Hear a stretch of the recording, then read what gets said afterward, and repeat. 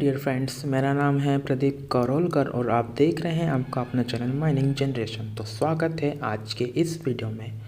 आज के इस वीडियो में हम लोग बात करने वाले हैं एचसीएल का जो एग्ज़ाम हुआ था माइनिंग सरदार की पोस्ट के लिए, जो कि 23/1/2024 को हुआ था। ठीक है, जिसमें टोटल 100 क्वेश्चन थे। ठीक है, जिसमें से आपके 18 क्वेश्चन जो टेक्निकल थे और 20 क्वेश्चन आपके नॉन टेक के थे। ठीक है, और ये पेपर का जो समय था 2 घंटे का था, जैसे कि आप देख सकते हैं। तो आज हम जो है क्वेश्चन के बारे में डिस्कस करने वाले हैं कि जो कैसा जो है एग्ज़ाम होता है, क्या क्वेश्चन आते हैं, कितने क्वेश्चन जो है कहाँ से पूछे जा रहे हैं, कहाँ से नहीं। तो इन सारी चीज़ों के बारे में एक आइडिया लग जाता है, क्योंकि जो आने वाले ही समय में फिर से वैकेंसी आएगा तो उसमें ये आपको पता लगेगा कि कहाँ से क्वेश्चन हम लोगों को डिस्कस करना चाहिए, कितना डिटेल्स तक जाना चाहिए, है ना। तो इन सारी चीज़ों के बारे में हम आज डिस्कस करने वाले हैं। वैसे ये जो है टीसीएस के द्वारा एग्ज़ाम कंडक्ट कराया गया था, यहाँ उसका आंसर की भी बताया गया है। ठीक है, तो इसमें थोड़ा सा हम लोग क्या करेंगे, डिटेल्स में जानकारी लेते हुए चलेंगे, ताकि आपको और भी ज़्यादा अच्छे से नॉलेज हो जाएगा। ठीक है, तो चलिए शुरू करते हैं। आज का ये हम लोगों का पहला क्वेश्चन होगा इसके लिए।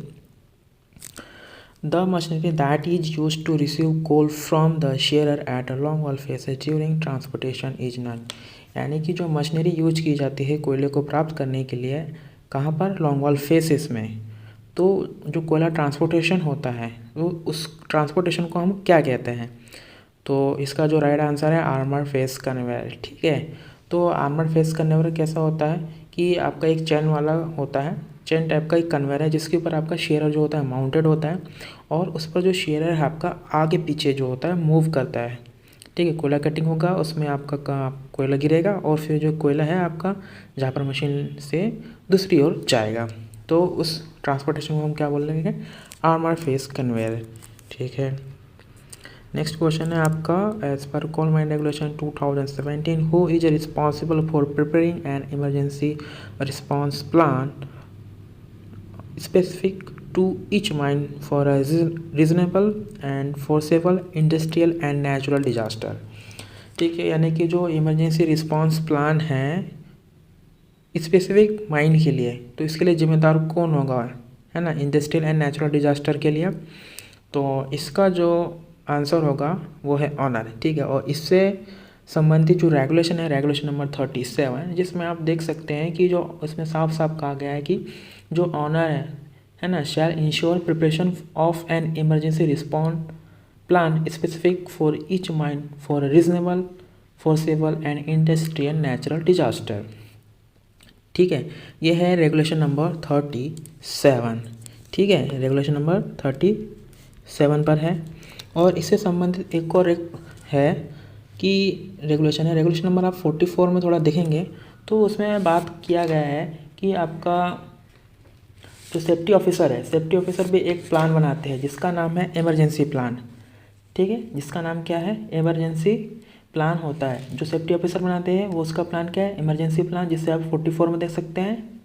और जो ऑनर बनाएगा वो क्या बनाएगा, इमरजेंसी रिस्पॉन्स प्लान, जो कि स्पेसिफिक होता है ना, स्पेसिफिक होता है किसी भी माइन के लिए या इंडस्ट्री और नेचुरल डिजास्टर के लिए होता है। ठीक है, तो कंफ्यूज होना है हम लोगों को। 37 में ऑनर बता रहे हैं हम लोग को इमरजेंसी रिस्पॉन्स प्लान। ठीक है, और सेफ्टी ऑफिसर बताएगा आपको 44 में इमरजेंसी प्लान। और रेगुलेशन नंबर जो 252 है वो क्या बताएगा आपको, इमरजेंसी रिस्पॉन्स, लेकिन किसके लिए, इवैक्यूएशन के लिए, है ना, emergency response plan and evacuation हो जाएगा, है ना। तो ये हो जाएगा आपका रेगुलेशन नंबर 252 में। ठीक है, जिसमें ऑनर, एजेंट, मैनेजर तीनों की जिम्मेदारी होगी इवैक्यूएशन के लिए। ठीक है, तो ये जो 3 क्वेश्चन है आपके यहाँ से कंप्लीट हो गए। तो एक बार फिर से आपको बता देता हूँ, रेगुलेशन नंबर 37 क्या बताएगा, इमरजेंसी रिस्पॉन्स प्लान। ठीक है, फिर आपका रेगुलेशन नंबर 44 बताएगा, जिसमें सेफ्टी ऑफिसर की जो होता है इंश्योर करेगा कि इमरजेंसी प्लान वो बनाएगा। फिर आता है रेगुलेशन नंबर 252, जिसमें ऑनर, एजेंट, मैनेजर तीनों की जिम्मेदारी होती है कि वह emergency response and evacuation plan बनाए। ठीक है, तो ये 3 क्वेश्चन आपके यहाँ से कंप्लीट होते हैं। ठीक है, नेक्स्ट क्वेश्चन की ओर आगे बढ़ते हैं। क्वेश्चन नंबर 3 कहता है कि as per mine rule 1955 at every mine employing more than dash person on any one day of the preceding calendar year there shall be provided and maintain in a good order और suitable first aid room. ठीक है, यानी कि किसी भी mines में कितने से अधिक पर्सन होने पर जो है आपका फर्स्ट एड रूम बनाया जाएगा। इससे संबंधित जो रूल है आपका रूल है 43। ठीक है, 43 में आप इसको डिस्कशन कर सकते हैं। ठीक है, तो 43 आपका जो रूल है उसमें साफ साफ कहा गया है कि eight every mine employing more then 150% है ना, यानी कि 150 से अधिक अगर आपके पर्सन एम्प्लॉयड है at any one day preceding calendar year. ठीक है ना, आपको कभी कभी ऐसे पूछ सकता है क्वेश्चन बना के प्रीसीडिंग कैलेंडर ईयर या फाइनेंशियल कैलेंडर ईयर, तो आप दोनों में कंफ्यूज हो सकते हैं। तो आपको यहाँ पे ध्यान रखना है कि जो बोला है उसने कैलेंडर ईयर बोला है। ठीक है ना, तो कैलेंडर ईयर आपका जनवरी से फरवरी चालू होता है, फाइनेंशियल ईयर आपका पता है कब से चालू होता है, अप्रैल टू मार्च जाता है। ओके, ठीक है, तो ये भी ध्यान रखना है आपको। तो फर्स्ट एड रूम में आपको ये भी ध्यान रखना है कि फर्स्ट एड रूम में क्या क्या चीज़ें होनी चाहिए।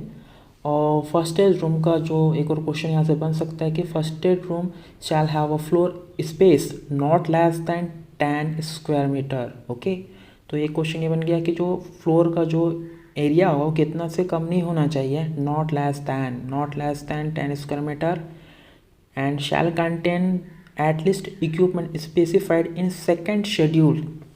ठीक है, ये थर्ड क्वेश्चन बन गया यहाँ से कि एरिया पूछ लिया आपका और इक्विपमेंट किस शेड्यूल के होने चाहिए आपके फर्स्ट एड रूम पर, वो होने चाहिए आपका सेकेंड शेड्यूल का। और फर्स्ट एड रूम कहाँ बनाया जाएगा, आपका सरफेस पर बनाया जाएगा। ठीक है, और एक और कंडीशन यहाँ पे बता दे रहा हूँ मैं, और क्या बन सकते हैं यहाँ से क्वेश्चन। फर्स्ट एड रूम से आपको 43 जो है बोल देता है आपका क्वालिफाइड आपका मेडिकल प्रैक्टिशनर होना चाहिए वहाँ पर। ठीक है, और जब आपका मोर देन 1000 पर्सन हो जाता है तो मेडिकल प्रैक्टिशनर जो रहेगा आपका होल टाइम रहेगा एट द माइन। ठीक, तो ये सारे क्वेश्चन जो है यहाँ से बन जाते हैं। तो ये मैंने बता दिया आपका रूल नंबर 43 से क्वेश्चन ये सारे आ गए हैं आपके। नेक्स्ट क्वेश्चन है which information should make available concerning their requirement for the supplier manufacturer and designer as per CMR। तो ये जो क्वेश्चन है ऐसा पूछ रहा है कि आपको किस चीज़ को यानी जो सप्लायर मैन्युफैक्चरर और जो डिजाइनर है का अवेलेबल जानकारी होनी चाहिए आपको, सही। ठीक है, तो आपका जो कोई भी मशीन है, ठीक है, मशीन हो गया, इक्विपमेंट हो गया, डिजाइनर हो गया, जो भी आप यूज करते हैं एज अ माइंस या इंडस्ट्रियल पर, तो उसका क्या होना चाहिए, करेक्ट इंस्टॉलेशन होना बहुत ज़्यादा ज़रूरी होता है, जिससे कि आपका जो मशीन है सही से चल सके, मेंटेनेंस वगैरह सही से, स्टोरेज हो सके, है ना। इससे मतलब जानकारी आपको होना चाहिए। ठीक है, एक आपका जो इन्फॉर्मेशन किसको होनी चाहिए, आपको सप्लायर मैन्युफैक्चरर डिजाइनर को। ठीक है, तो इसका राइट आंसर होगा आपका करेक्ट इंस्टॉलेशन, और इससे संबंधित रेगुलेशन है 38। नेक्स्ट क्वेश्चन के बारे में हम आगे बात करते हैं। क्वेश्चन होगा ऐसा है कि as per mine rule 1955 who shall be chairman of the safety committee, यानी सेफ्टी कमेटी का चेयरमैन कौन होगा। तो सेफ्टी कमेटी का चेयरमैन होंगे आपके मैनेजर होंगे, जो कि इससे संबंधित जो रूल होगा, रूल कौन सा है 2090, जिसमें सेफ्टी कमेटी के बारे में बताया गया है कि जहाँ पर 100% आर ऑर्डनरी एम्प्लॉयड रहेंगे, है ना, more than 100% are ordinary employed, तो ऑनर एजेंट मैनेजर क्या करेंगे, कंस्टिट्यूट करेंगे और सेफ्टी कमेटी, किस लिए, for promoting safety, and chief inspector और इंस्पेक्टर को लगता है कि माइंस के आसपास और भी माइन है ना, तो उसके लिए ग्रुप सेफ्टी कमेटी भी बनाया जाएगा। और जो कंपोजिशन ऑफ सेफ्टी कमेटी से संबंधित जो रूल है वो देख सकते हैं आप 29U में। ओके, तो इसमें आपका मैनेजर होगा, आपका चेयरमैन होगा, और 5% जो होंगे ऑफिशियल होंगे अथवा कंपेटेंट पर्सन होंगे ऑफ द माइंड, और नॉमिनेट किसके द्वारा किया जाएगा, चेयरमैन के द्वारा। ठीक, और 5 वर्कमैन नॉमिनेट किए जाएंगे। ठीक है, और वर्कमैन इंस्पेक्टर होंगे, और सेफ्टी ऑफिसर ये होंगे आपके क्या, सेक्रेटरी हो जाएंगे, और senior mine official next to the manager. Okay, तो ये सारी चीज़ें इसमें बताया गया है 29U में, तो आप इसको डिटेल से वहाँ जाके देख सकते हैं। ठीक, पहला है सेफ्टी कमेटी 2090, ये भी क्वेश्चन बन सकते हैं आगे चल के कि सेफ्टी कमेटी से संबंधित रूल है 2090, और कंपोजिशन पूछ लेगा तो 29U। तो आपको आगे चल के ऐसे क्वेश्चन के आपको अगर और अच्छे आपको मतलब नंबर चाहिए तो आपको ये सारे नंबर्स भी याद करने पड़ेंगे आपको, ताकि आपका पेपर जो है अच्छे से अच्छे आप नंबर क्वालिफाई कर पाएंगे इससे। ठीक है, आगे बढ़ते हैं नेक्स्ट क्वेश्चन की ओर। क्वेश्चन नंबर 6 है आपका, as per 2017 based on the identify hazards and the risk the owner agent manager of every mine shall prepare and auditable documents called है। तो ये रेगुलेशन नंबर आपका 104 में आप देख सकते हैं, जिसमें आपका बताया गया सेफ्टी मैनेजमेंट प्लान के बारे में। तो यानी कि जो आइडेंटिफाई हैजार्ड्स एंड रिस्क हैं, the owner agent manager of the every mine shall prepare and auditable documents. जो ऑडिटेबल डॉक्यूमेंट्स होते हैं ना, उसी को क्या कहते हैं हम लोग, सेफ्टी मैनेजमेंट प्लान कहते हैं। ठीक है, तो सबसे ज़्यादा जो क्वेश्चन बनते हैं ना, अभी जितने भी एग्ज़ाम हुआ, आपका NCL हो गया,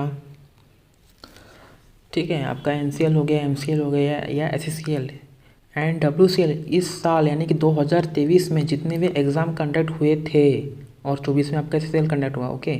तो इन सारे में जो सेफ्टी मैनेजमेंट प्लान है ये बहुत ही इम्पोर्टेंट रहा, क्योंकि इस रेगुलेशन से इतने सारे क्वेश्चन बने ना कि क्या ही बताएं। तो इसकी हर एक लाइन बहुत ही आपको ध्यान से पढ़ना पड़ेगा, क्योंकि इसमें हर एक लाइन से आपके क्वेश्चन बने हुए हैं, तो आपको ध्यान रखना पड़ेगा। ठीक है, तो आपको डिटेल्स आपको जाकर अपने रेगुलेशन नंबर 104 पे जाकर आपको देख सकते हैं इसके बारे में अच्छे से। ठीक है, नेक्स्ट क्वेश्चन है, which of the following explosive shall not be used in any mine as per regulation number 183 of CMR 2017। यानी निम्नलिखित में से कौन सा एक्सप्लेसिव का यूज हम लोग रेगुलेशन 183 के अनुसार यूज नहीं करेंगे?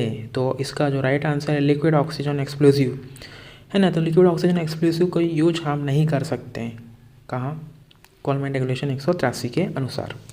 बाकी अमोनियम नाइट्रेट फ्यूल ऑयल का तो यूज करते हैं, साइट मिक्सर एंड नाइट्रोग्लिसरीन का भी यूज करते हैं। Question number 8, as per 2017 no narrow mans our advance gallery shall be driven more than ahead of the widened gallery. यानी कि कोई भी नैरोमैन या एडवांस गैलरी वाइडेंट गैलरी से खालिस्तान मीटर से अधिक बढ़ाकर नहीं रखी जाएगी। इसके बारे में पूछ रहा है क्वेश्चन। 3 मीटर, ठीक है। और इससे संबंधित जो रेगुलेशन है, रेगुलेशन नंबर है 171, जिसमें आप देख सकते हैं इसके बारे में डिटेल्स में। तो ये आपको पता चल गया, रेगुलेशन नंबर 171 में आप इसे देख सकते हैं। ठीक है, और इसका डायग्राम इस टाइप से है, आप देख सकते हैं। ठीक है, ये आपका वाइड एंड गैलरी हो गई। ठीक है, ये वाइड एंड गैलरी हो गई आपका, इतना पार्ट, ये इसकी चौड़ाई मान लीजिए 5 मीटर है। ठीक है, और ये नैरो गैलरी हम लोगों की चलाई जा रही है। ठीक है, जो कि नैरो या एडवांस गैलरी बोल रहे हैं हम लोग इसे। तो जो वाइड एंड गैलरी है आपकी, है ना, वाइड एंड गैलरी, तो आपको 3 मीटर से अधिक आगे नहीं बढ़ाना है। ठीक है, क्योंकि वेंटिलेशन चाहिए ना उसके लिए, इसलिए दिक्कत करेगा, इसलिए हम लोग इसको 3 मीटर से अधिक आगे नहीं बढ़ाएंगे। ठीक, नेक्स्ट क्वेश्चन के बारे में बात करते हैं हम लोग। नेक्स्ट क्वेश्चन है आपका question number 9, as per coal mine regulation 2017 at the top of every incline plane dash is used to arrest tubs from running or moving out of control।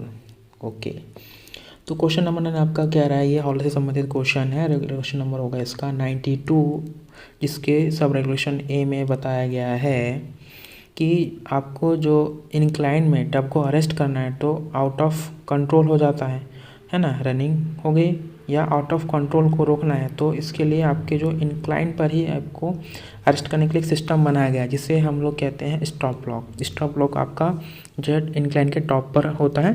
ठीक है,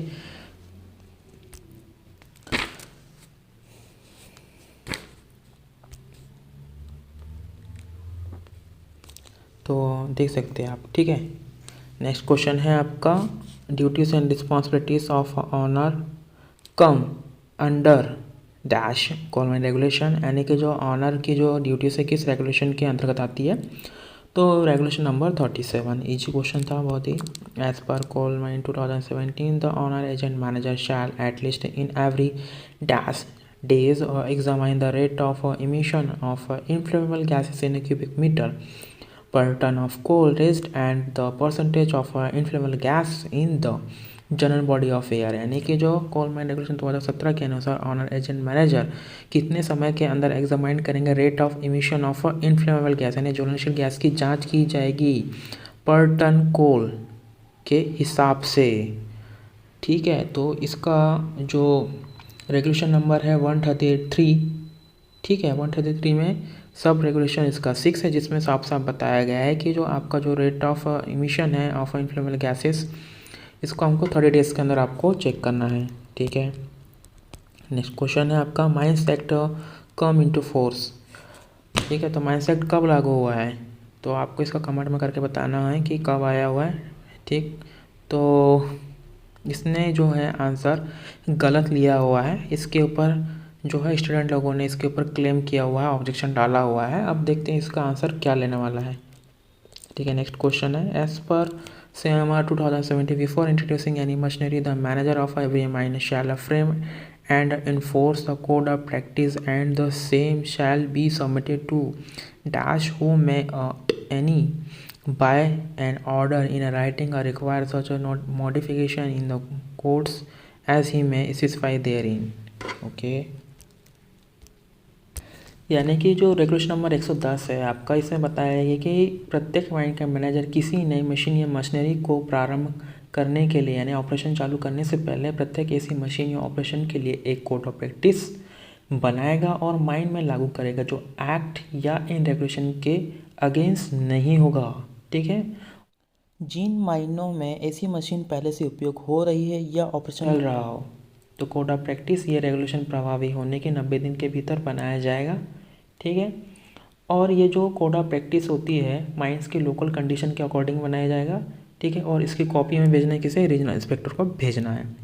इसमें रीजनल इंस्पेक्टर कभी भी क्या कर सकता है, मॉडिफिकेशन लगता है, उसे लगता है कि नहीं मॉडिफिकेशन की ज़रूरत है तो मॉडिफिकेशन भी कर सकता है या उसे एज इट इज़ एक्सेप्ट भी कर सकता है। ठीक है, इसे और डिटेल्स में आप रेगुलेशन नंबर 110 में देख सकते हैं।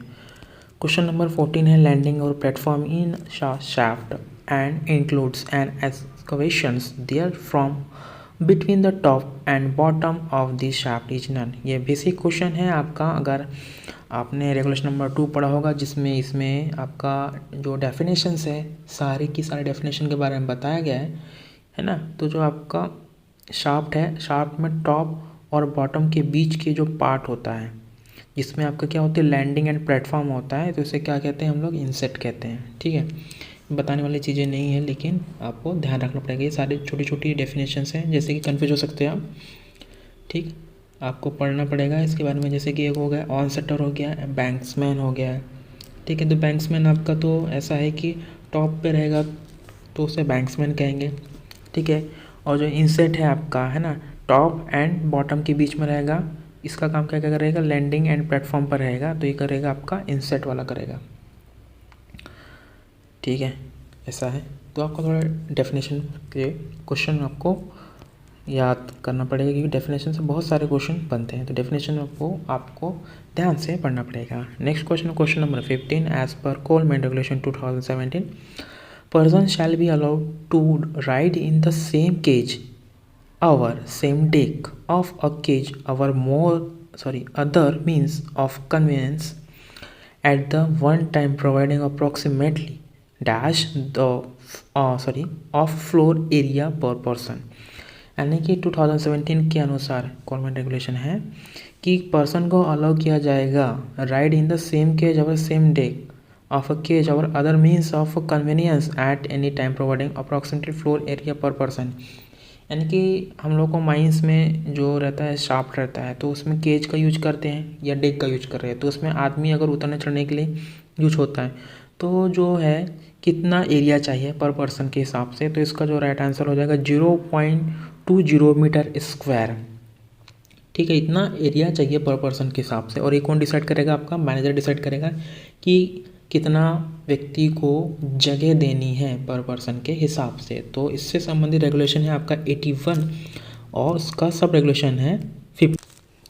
चलते हैं नेक्स्ट क्वेश्चन की और क्वेश्चन नंबर 16 है, as per coal mine regulation 2017 haulage and travelling roadway shall be carefully examine at least every days. यानी कि जो ट्रैवलिंग एंड रोडवेज है शैल बी एग्जामाइन करना है आपको कितने दिनों में, तो इसका राइट आंसर आप देख सकते हैं 7 डेज लिखा हुआ है। ठीक है, इससे संबंधित रेगुलेशन है आपका 99 जिसमें बताया गया है कि जो ओवरमैन है ना, ओवरमैन आपका ट्रैवलिंग रोडवेज एंड हॉलेज की जांच करेगा हर 7 दिनों में। ठीक है ना, खाली ओवरमैन या नहीं है, ओवरमैन या अन्य सक्षम व्यक्ति की यह ड्यूटी है कि वहाँ प्रति 7 दिन में कम से कम एक बार माइंड के अंदर व बाहर के प्रत्येक हॉलेज रास्ते ट्रैवलिंग रास्ते की जांच करेगा। ठीक, नेक्स्ट क्वेश्चन है आपका question number 17, which of the following terminologies is not associated with bench geometry, यानी कि निम्नलिखित इसमें से कौन सी टर्मिनोलॉजी जो है बेंच से संबंधित नहीं है। तो फेस एंगल बेंच से में बनता है, क्योंकि फेस जो है बेंच जब भी हम बनाएंगे फेस एंगल बहुत ही ज़रूरी होता है, क्योंकि इससे बेंच जो है स्लाइड हो सकता है। ओके ठीक है, बर्म का कोई लेना देना नहीं है, इसलिए इसका आंसर बर्म होना चाहिए, क्योंकि उसने क्या पूछा है, नॉट रिलेटेड या नॉट एसोसिएटेड। ठीक है, जबकि हाइट और विड्थ तो बेंच अगर बना रहे हैं तो हाइट और विड्थ तो बहुत काम आता है। ठीक है, और फेस एंगल भी, तो ये तो बहुत इंपॉर्टेंट हो गई।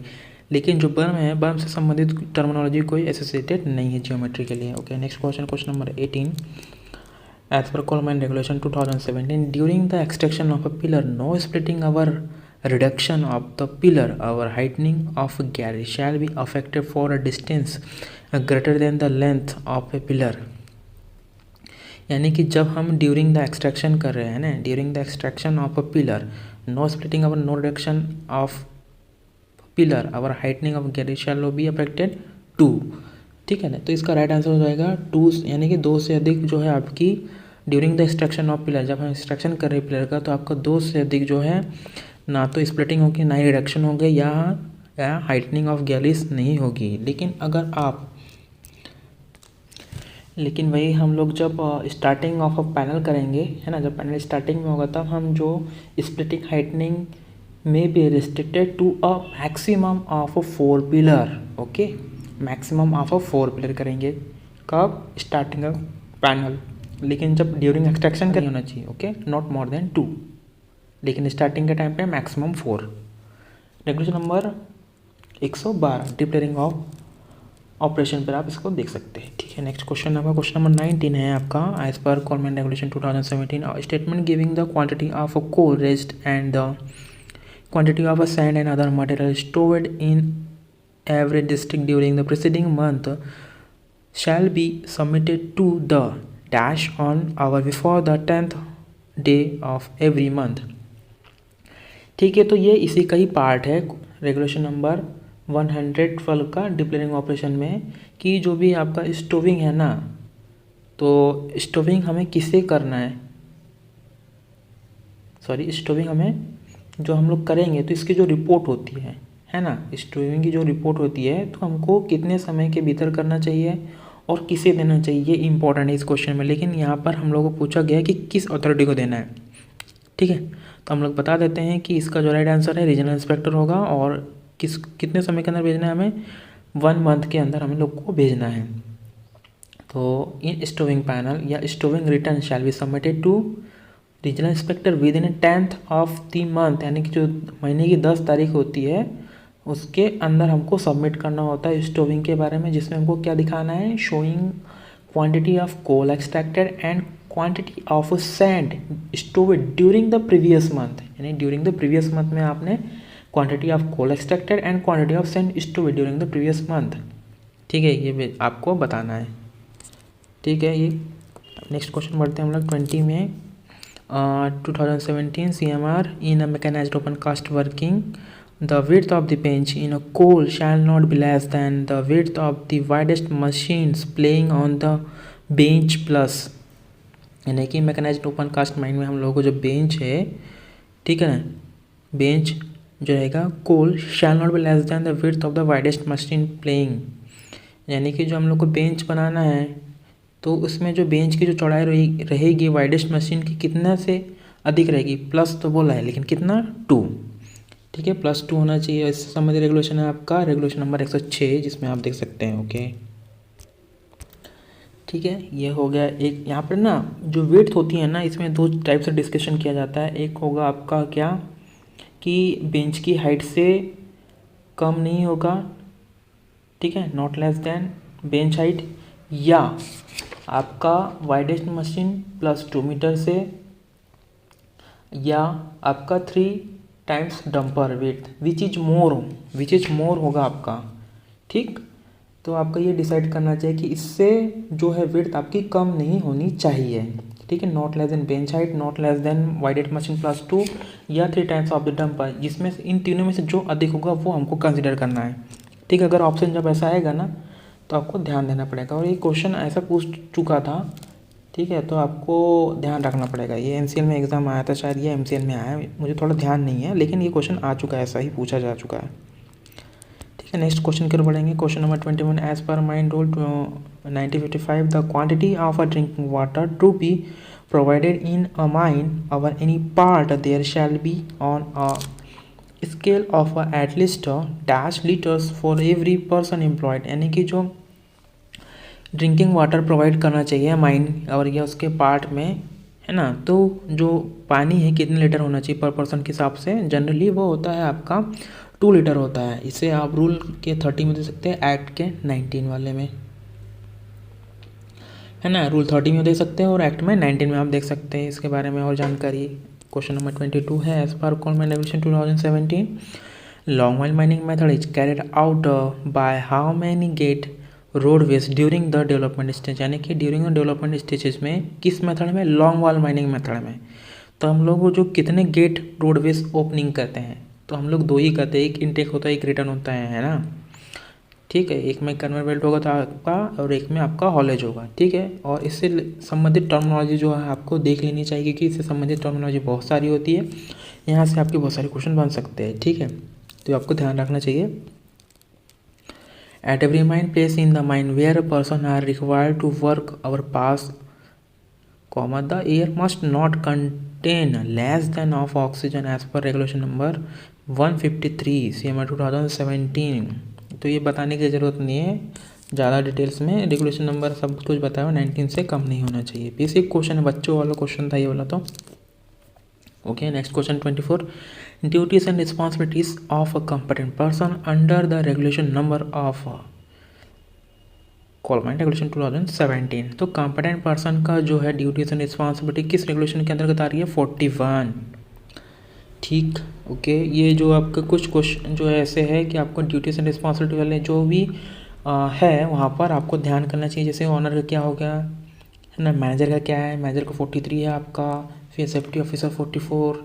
ठीक है, आपका जैसे कि कंप्यूटर क्वेश्चन पूछ लिया उन्होंने 41 होगा, एम्प्लॉयड हो गया आपका 40। ठीक है ना, तो ये सारी चीज़ें आपको ध्यान रखना पड़ेंगी। ड्यूटीज एंड रिस्पॉन्सिबिलिटी किस रेगुलेशन में कौन सी ड्यूटीज एंड रिस्पॉन्सिबिलिटीज नंबर है जो आपको याद करना पड़ेगा विद डिटेल्स में। ओके, क्योंकि ये क्वेश्चन आपके हमेशा पूछे जाते हैं।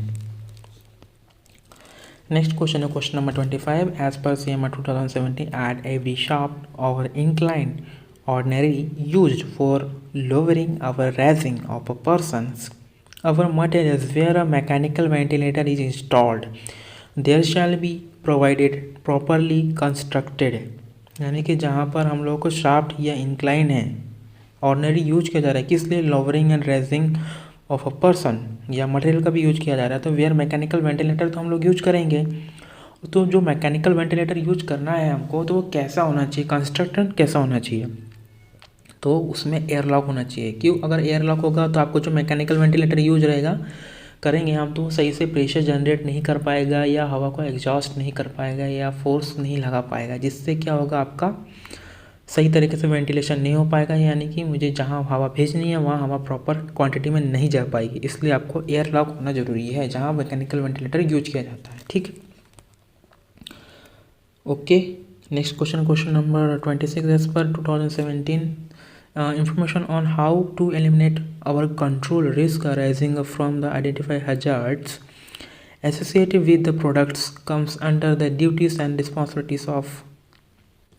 ठीक है, 38 के इसमें सब रिलेक्शन थर्ड में बताया गया है, बी का थर्ड है, जिसमें बताया गया है कि जो भी आपकी मशीनरी यूज होने वाली है ना, तो उसके लिए जो भी उससे जुड़े, जो उत्पाद से जुड़े जो भी खतरे हैं जिनकी पहचान की जा चुकी है, से उत्पादन जोखिम को हटाने या नियंत्रित करने की संबंधी जानकारी है।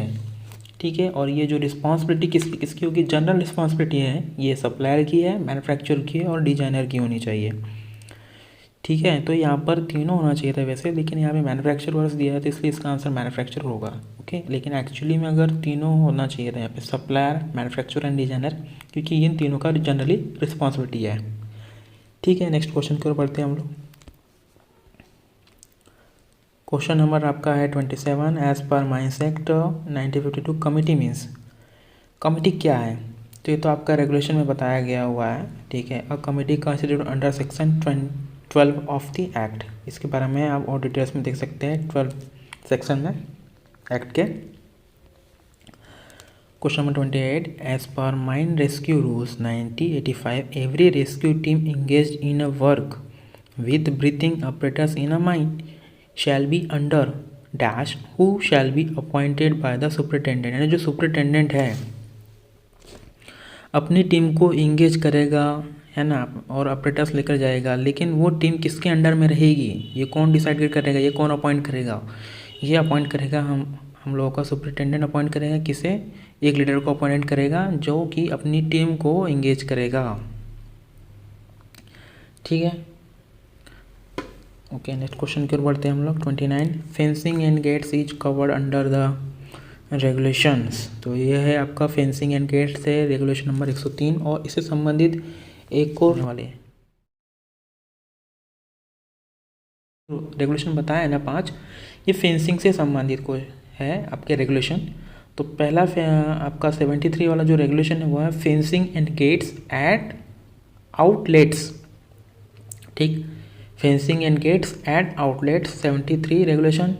गेट एंड फेंसेस है आपका 89। फेंसिंग एंड गेट्स हो गया आपका 103। ठीक, फेंसिंग एंड गेट्स हो गया 128 एंड फेंसिंग हो गया आपका 237। तो ये कुछ रेगुलेशन आपको याद करना पड़ेगा, बहुत ही कन्फ्यूजन वाले हैं। ठीक है, जैसे कि यहाँ 103 दिया है तो ये तो होगा फेंसिंग एंड गेट्स, लेकिन एक और है 128 वाला। ठीक है, तो इन सारी चीज़ों का आपको ध्यान रखना पड़ेगा। बढ़ते हैं नेक्स्ट क्वेश्चन, क्वेश्चन नंबर 30 की ओर, जिसमें बोला गया है according to the mines act every person whether appointed as such और नॉट हु एक्टिंग और प्रपोर्टिंग to act on behalf of the owner take a part in the management, control, supervision or direction of the mine of our any part thereof is called। यानी कि ऐसा कोई person है जो कि आपका appoint किया जा सकता है, या तो आपका काम जो कि ऑनर के द्वारा आपको नियुक्त किया जाएगा, है ना, तो जो क्या करेगा, आपका मैनेजमेंट का पार्ट करेगा, कंट्रोल या सुपरविजन या डायरेक्शन के बारे में, है ना, ऑनर की ओर से क्या लेता है, भाग लेता है, या ऑनर की ओर से भाग लेने के लिए तात्पर्य रखते हैं, तो ऐसे व्यक्ति को हम क्या कहेंगे, एजेंट कहेंगे। ये आपका डेफिनेशन में है, एजेंट का डेफिनेशन ये आपका 2 का सी में मिल जाएगा। ठीक है, तो डेफिनेशन वाले क्वेश्चन जो है आपको ध्यान से पढ़ना पड़ेगा, और ये जो सारी डेफिनेशन जो है ना, रेगुलेशन की होगी, रूल्स की होगी, एक्ट की होगी, तो ये सारे आपको थोड़ा याद करना चाहिए, आपको थोड़ा ध्यान से पढ़ना चाहिए। नेक्स्ट क्वेश्चन है question number 31, no drill shall be used for drilling a short hole unless it allows a clearance of at least dash over the diameter of the cartridge of explosives as per regulation number 192 2017। यानी कि कोई भी ऐसा drill का short whole use नहीं किया जाएगा, कोई भी ड्रिल तब तक यूज नहीं किया जाएगा शॉर्ट होल के लिए जब तक कि जो डायमीटर है ऑफ कार्टिज ऑफ एक्सप्लोजिव, तो हम लोगों का जो डायमीटर ऑफ एक्सप्लोजिव है प्लस 0.3 सेंटीमीटर, ये मीटर सेंटीमीटर mm पर भी ध्यान देना है आपको, 0.3 सेंटीमीटर अथवा 3 mm ऐसा भी बोल सकता है, तो इतना बड़ा होना चाहिए। ठीक है, इससे संबंधित रेगुलेशन आपको बता दिया गया है इस क्वेश्चन में 192। As per coal mine regulation 2017 a person shall be appointed as a winding engine man if he holds an ए या एन। तो इसका राइट आंसर होना चाहिए इंजन ड्राइवर सर्टिफिकेट होना चाहिए किसी भी व्यक्ति को वाइंडिंग इंजन के रूप में कार्य करने के लिए। ठीक है, तो इससे संबंधित जो रेगुलेशन है आपको मिल जाएगा कि आपका वाइंडिंग इंजन मैन क्या करता है, उसके लिए क्या योग्यता होनी चाहिए, इंजन ड्राइवर का सर्टिफिकेट होना चाहिए। क्वेश्चन नंबर 33, रिपोर्टेबल इंजरी के बारे में पूछ रहे हैं। Reportable injury means any injury that involves our in all probability will involve the enforce absence of the injured person from work for a period of, है ना, तो 72 आवर मोर। यानी कि कोई भी पर्सन जो जिसमें क्या होता है कि जो व्यक्ति होती है, उसको किसी कारण से चोट लग गई है, तो व्यक्ति जो होता है 72 आवर या उससे अधिक हो जाता है एब्सेंट, तो ऐसी इंजरी को हम लोग क्या कहेंगे, रिपोर्टेबल इंजरी कहेंगे। ठीक है, ये तो आपको डेफिनेशन में मिल जाएगा, कहाँ, एक्ट की, एक्ट में मिल जाएगा आपके सेक्शन 2BB पे। नेक्स्ट क्वेश्चन है 34, who shall conduct periodical inspection of a rescue room as per mine rescue rules. तो जो पीरियोडिकल इंस्पेक्शन करेंगे आपके रेस्क्यू रूम का, वो कौन करेगा, आपका सुपरिटेंडेंट करेंगे आपके। ठीक है, नेक्स्ट क्वेश्चन है question number 35, as per CMA 2017 a dust plan shall be maintain at every mine having working below ground on a scale with a representative factor of not less than। यानी कि किसी भी mind में जो dust plan बनाया जा रहा है, डस्ट प्लान जो भी मेंटेन कर रहे हैं, तो उसके लिए आपका जो स्केल होना चाहिए, है ना, रिप्रेजेंटेटिव फैक्टर, जिसे हम लोग क्या बोलेंगे शॉर्ट में RF बोलेंगे, कितने से कम नहीं होगा, है ना, नॉट लेस दैन 2000:1 से कम नहीं होना चाहिए। ठीक, बिलो ग्राउंड के लिए बनता है आपका डस्ट प्लान। और इससे संबंधित जो रेगुलेशन नंबर 44 में आप देख सकते हैं डस्ट प्लान के बारे में, कैसा क्या होता है उसके बारे में विस्तृत वहाँ बताया गया है। Question number 36, in a signalling of finding system the code of signal 2 raps indicates. यानी कि जो सिग्नलिंग सिस्टमिंग होता है उसमें 2 रैप्स का मतलब क्या होगा, यानी 2 रैप्स मतलब डाउन या इट मीन्स लोअर। ठीक, ये हो गया इसका 36 कंप्लीट हो गया अपना। 37 है, as per coal mine regulation 2017 if the duties of any winding engine man are unduly arduous, who is responsible for reducing the period of this shift in writing। यानी कि अगर किसी इंजन मैन को ड्यूटी जो है क्या होती है, कठिन है या मुश्किल है, तो उसके लिए क्या कर सकते हैं हम लोग, उसका जो शिफ्ट का जो टाइमिंग है हम लोग चेंज कर सकते हैं थोड़ा सा। तो ऐसे में क्या होगा कि जो वाइंडिंग इंजन मैन का जो काम होगा ना, तो वो क्या करेगा, रीजनल इंस्पेक्टर को लगता है तो वो क्या कर सकेगा, लिखित आदेश देकर शिफ्ट की अवधि को उसके द्वारा स्पेसिफाइड तक घटाने का आदेश दे सकेगा, परंतु यहाँ अवधि या टाइम पीरियड 5 घंटे से कम नहीं होगा। ठीक है, आप इसे रेगुलेशन नंबर 76 में देख सकते हैं, जिसका 4th पॉइंट में लिखा गया है कि वाइंडिंग इंजन मैन के लिए जो यहाँ जो समय है किसी भी समय 5 घंटे से कम नहीं होगा, और यहाँ लिखित आदेश कौन देगा, रीजनल इंस्पेक्टर। ठीक है, नेक्स्ट क्वेश्चन की ओर बढ़ेंगे हम लोग 38। As per mine rule 1955 when the number of a person employed in a mine exceed 1500 the workman inspector shall be assist one additional workman inspector in the mining discipline for every additional person or a part thereof। ठीक है, तो जो rule है 38 ये आपको मिल जाएगा 29Q में, आपका बताया गया है वर्कमैन इंस्पेक्टर के बारे में 29Q में, कि यानी कि जहाँ पर भी अगर जो पर्सन है एम्प्लॉयड इन अ माइन 1500 से अधिक होते हैं, तो वर्कमैन इंस्पेक्टर को असिस्ट करने के लिए एक एडिशनल वर्कमैन इंस्पेक्टर बनाया जाएगा, जो कि माइनिंग डिसिप्लिन से होगा। लेकिन कितने पर बनाया जाएगा, जब पर्सन 1000 अथवा उसके पार्ट पर एक एडिशनल वर्कमैन इंस्पेक्टर बनाया जाएगा। ठीक है, और इससे कभी कभी एक क्वेश्चन बनता है कि जैसे कि 4000 पर्सन पर कितना आपका वर्कमैन इंस्पेक्टर बन जाएगा, है ना, तो उसके ऊपर भी आप एक देख सकते हैं, मैंने वीडियो बनाया हुआ है, उसका लिंक मैं डाल दूंगा। उसमें बताया गया कि जैसे 4000 हो गया, 5000 हो गया, 6500 हो गया या 6300 हो गया, तो आपको पता देगा कि कितना वर्कमैन इंस्पेक्टर वहाँ लगेगा। ठीक है, इसका मैं डिस्क्रिप्शन दे दूंगा वीडियो का लिंक, जिसमें आप देख सकते हैं। ओके, और नेक्स्ट क्वेश्चन की ओर बढ़ते हैं हम लोग 39।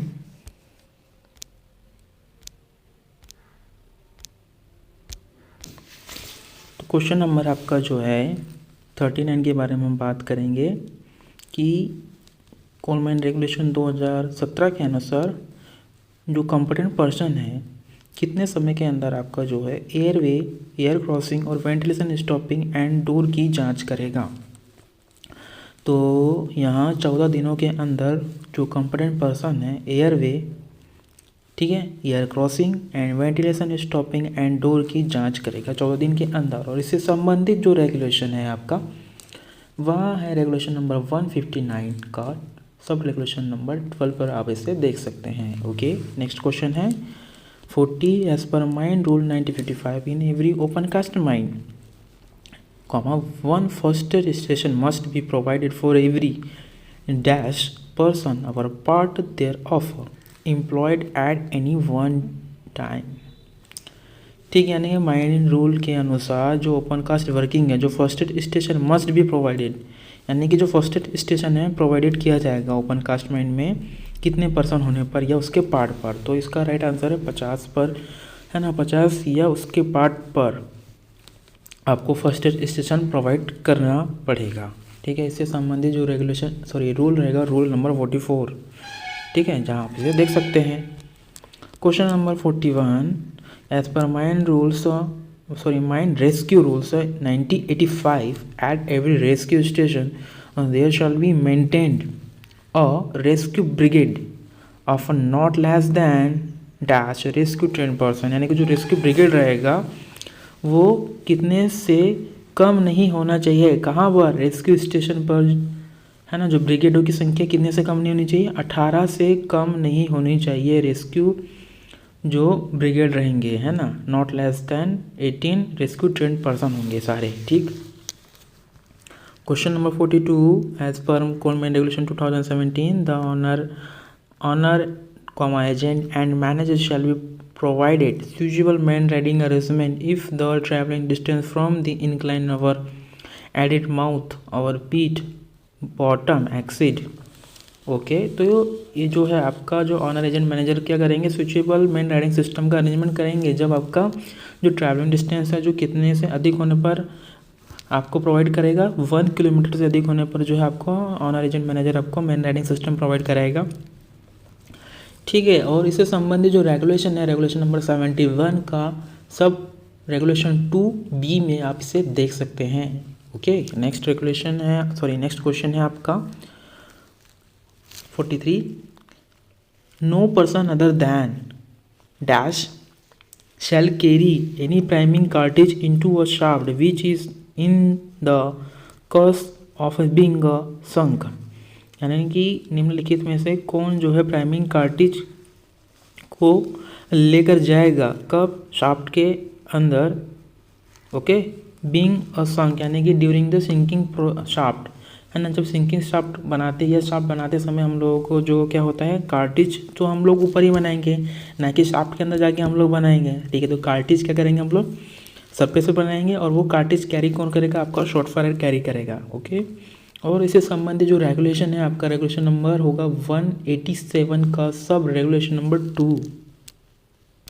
ठीक है, आप रेगुलेशन नंबर थोड़ा ध्यान से सुनिएगा क्योंकि ये रेगुलेशन नंबर आपको फिर डिटेल्स में जानकारी देती जाएंगे आपको। ठीक, question number 44 as per coal mine regulation 2017 a mine plan shall be prepared with a representative factor.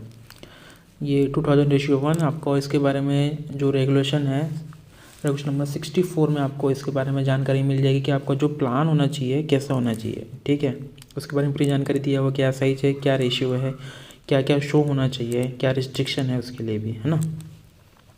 Question number 45 as per 2017 the pillar format in any seam of section shall be normally be in a shape. तो ये हो जाएगा आपका rectangular shape में होने चाहिए pillar आपके। ठीक, रेक्टेंगुलर शेप में होने चाहिए। और ये से संबंधित रेगुलेशन है आपका 111 111 इसमें डेवलपमेंट ऑफ पिलर के बारे में बताया गया कि पिलर को कैसे डेवलप करना है। ठीक है, और जानकारी आप वहाँ से देख सकते हैं, डेवलपमेंट वर्क रेगुलेशन नंबर 111। ठीक, फिर है question 46 act means mines act क्या है, 1952। ओके, डेफिनेशन है और क्या है ये, the slope of spoil bank shall not exceed from the horizontal as per 2017। जो स्पॉइल बैंक है, स्पॉइल बैंक का जो एंगल है कितने से अधिक नहीं होना चाहिए, यानी कि स्लोप, है ना, स्लोप कितने से अधिक नहीं होनी चाहिए, 37.5 डिग्री से अधिक आपका जो है फ्रॉम द हॉरिजॉन्टल से अधिक नहीं होनी चाहिए आपका स्पॉइल बैंक का स्लोप। और इससे संबंधित जो रेगुलेशन है आपका रेगुलेशन नंबर 108 होगा, जिसमें बोला गया है कि जो slope of spoiled bank shall be determined by the natural angle of repose of the material being deposited, है ना। आपका जो स्पॉइल्ड बैंक का जो एंगल है वो दो चीज़ों पर डिपेंड कर रहा है। कब? एक तो जो नेचुरल एंगल रिपोज होगा किसका, मटेरियल बीइंग डिपॉजिटेड, यानी जमा हुआ मटेरियल का एंगल हो गया। बट इन एनी केस पर अगर केस की बात करेगा तो it shall not exceed 37.5 from the horizontal. लेकिन इसके लिए भी आपको क्या करना पड़ेगा, रीजनल इंस्पेक्टर से परमिशन लेनी होगी, ठीक है। तो ये आपको दो क्वेश्चन यहाँ से मैंने बता दिया, okay. Question number 48, as per CMR 2017 a competent person or person appointed for the purpose shall once at least dash every make a thorough inspection of all machinery and plant in use, यानी कि जो भी plant और machinery use की जा रही है इनका इंस्पेक्शन कितने समय के अंदर किया जाएगा, तो यहाँ किया जाएगा आपका 7 दिनों के अंदर। जो कॉम्पिटेंट पर्सन रहेगा वो मशीनरी के और जो भी मशीनरी पार्ट्स रहेंगे, है ना, उनका पूरी तरीके से जांच किया जाएगा और प्लांट का भी जांच किया जाएगा। और इससे संबंधित रेगुलेशन रहेगा आपका 213 का सब रेगुलेशन 5 पर आप इसे देख सकते हैं, okay. Next question 49, as per DGMS circular number 6 of 2020 the width of the virtual target area shall be equal to the width of the dumper or truck plus dash on the both side. तो जो width of the virtual target area कितना रहेगा, है ना, equal to the width of the dumper truck plus both side. तो ये रहेगा आपका कितना, 0.5 मीटर, ठीक। Next question number 50। अब हम लोगों का 50 क्वेश्चन हुआ, अभी आधा क्वेश्चन हो गया हम लोगों का, ठीक है। और अभी आधा क्वेश्चन बचा हुआ है, काफ़ी समय लगने वाला लगता है, ओके। पढ़ते हैं।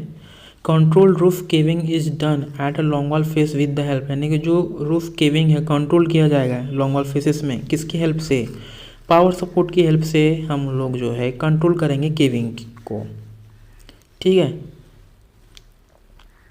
Next question number 51, as per CMR 2070 safety lamp to be used in below ground mines comes under.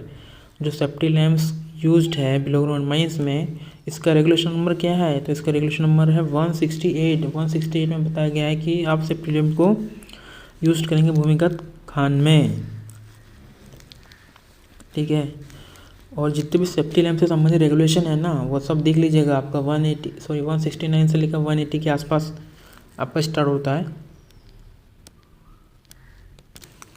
Sorry 169 नहीं था, वो 179 था ना। 179 से आपका जो है 182 तक आपको थोड़ा ध्यान देना पड़ेगा, जो कि सेफ्टी लैम्प से संबंधित रेगुलेशन है, जिसमें आपका 179 क्या बोलता है, maintenance and examinations of a safety lamp.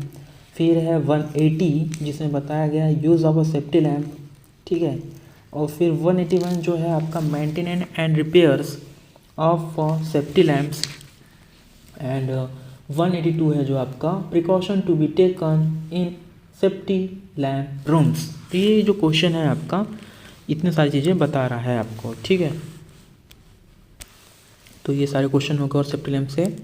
Question number 52, coal mine regulation 2017 every official shall carry out the duties assigned to him by the dash in accordance with the provision of the act, यानी कि जो भी officials होंगे वह किसकी द्वारा assign की हुई ड्यूटी को फॉलो करेंगे, प्रोविजन ऑफ द एक्ट, वो रहेगा manager, okay. Question number 53, coal mine regulation 2017 tub relayer are used at an interval of not more than dash in haulage roadways. तो जो है आपका 250 मीटर के इंटरवल पर आपको टब रीलेयर को यूज करना पड़ेगा, है ना, यानी कि नॉट मोर देन 250 मीटर, यानी कि इसके अधिक नहीं होना चाहिए आपका टब रीलेयर, ओके। और इससे संबंधित रेगुलेशन रहेगा आपका 92 का सब रेगुलेशन 4E में, आप इसे और भी डिटेल्स के बारे में देख सकते हैं। Question number 54, as per mine regulation 2017 a competent person in relation to any work means a person who has attend the age of, okay. ये भी डेफिनेशन वाला क्वेश्चन, बेसिक क्वेश्चन है, तो 20 ईयर्स होगा, ओके।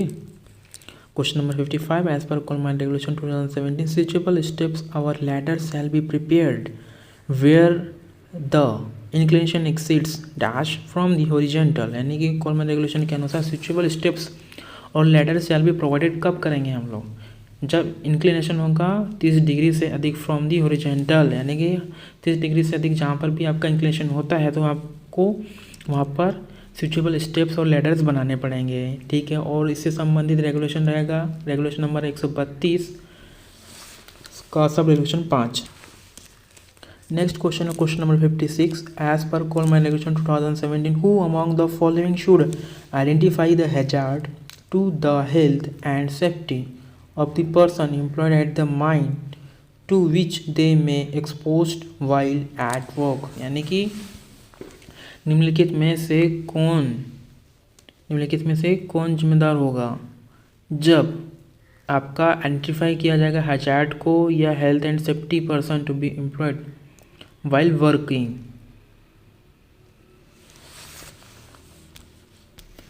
तो क्वेश्चन में ऐसा है कि जो ऑनर एजेंट मैनेजर होंगे ये तीनों आइडेंटिफाई करेंगे हैजार्ड्स को, ठीक है, जो कि हेल्थ और सेफ्टी के हिसाब से पर्सन को एक्सपोज होता है वाइल वर्क के द्वारा। तो ये आपको क्या करना है, इसको मतलब जो ऑनर एजेंट मैनेजर है इफ़ेक्टिवली इम्प्लीमेंट करेंगे उसको कि आप इसे क्या और किस तरीके से हटाने के लिए क्या क्या आपका एसएमपी है, ये एसएमपी का पार्ट है, ठीक है ना। तो वहाँ पर ये बताया गया है एसएमपी में कि आपका जो है owner agent manager effective implement करेंगे जो भी आपके हेल्थ एंड सेफ्टी से पॉलिसी से है ना, जो भी मेजर हैजार्ड इन सबको दूर करने का जिम्मेदारी होता है, तो वो हो जाएगा इन तीनों का, ठीक है। Next question number 57। A person appointed to a superintendent the lowering and raising of a person dash tools and materials and transmit signal at the top of shaft or incline is called banksman। तो पहले discuss करते definition वाला।